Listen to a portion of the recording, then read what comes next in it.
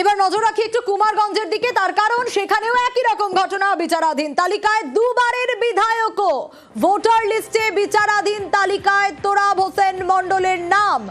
আরো ডিটেল জানাবে অনুপ, রয়েছে আমার সঙ্গে। অনুপ, শুধু তো তিনি নন, তার পরিবারের লোকেরাও বিচারাধীন তালিকাতেই।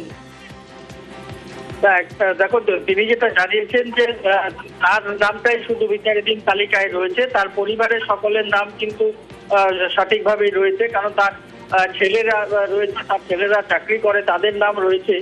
তার পরিবারের যে আরো তাদের 4 ভাই রয়েছে, তাদের নাম রয়েছে, কিন্তু শুধুমাত্র তার নামটাই বিচারাধীন তালিকায় রয়েছে।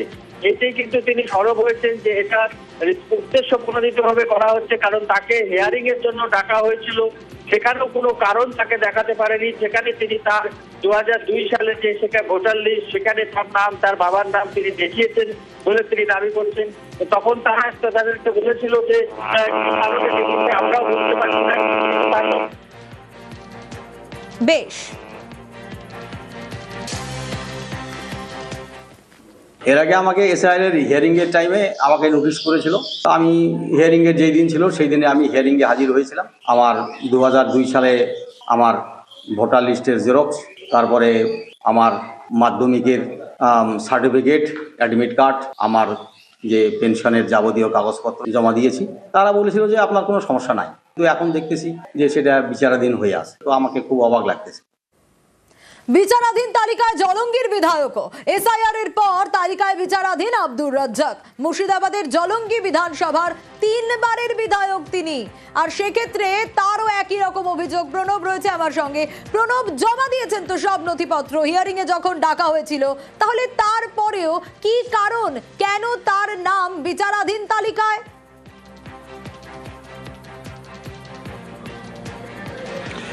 সেই কারণটাই কিন্তু তিনিও সেই একই অভিযোগ করছেন। তাকে ডাকা হয়েছিল, সে 3 বারের শুধু বিধায়ক নয়, পঞ্চায়েতের 5 বারের সদস্য এবং পঞ্চায়েত সমিতির 3 বারের সদস্য এবং 3 বারের বিধায়ক, এতগুলো। এবং স্কুলে শিক্ষকতা করতেন, অবসর নিয়েছেন, তারপরে সমস্ত কাগজপত্র তিনি জমা দিয়েছিলেন হিয়ারিংয়ে।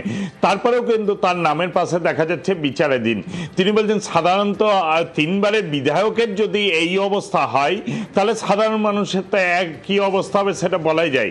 এবং তিনি বলছেন কেবলমাত্র হয়রানির জন্যই এই সীমান্তবর্তী এলাকা, সেই এলাকার মানুষকে কেবলমাত্র হয়রানি করার জন্যই তার নাম এই বিচারাধীন করে রাখা হয়েছে বলে। বেশ, 3 বারের আমি এমএলএ, তারপর আমি শিক্ষকতা করেছি, আমি রিটায়ার করেছি 6 বছর আগে। এই পর্যন্ত কোনো সমস্যা কিছু হয়নি। আমার সমস্ত পেপারস এবং পাসপোর্ট, প্যান কার্ড, আধার কার্ড সবটা আমি সাবমিট করেছি। জঘন্য চক্রান্ত বিজেপির পশ্চিমবাংলায় ডিস্টার্ব করে একটা ম্যাক্সিমাম ভোটারকে বাদ দিতে পারলে তাহলে আমরা হয়তো এই নির্বাচনে আমরা জয়লাভ করব। এই একটা জঘন্য চিন্তা ভাবনার মধ্যে থেকে এই একটা অশান্তি, এই অবস্থাগুলো করছে।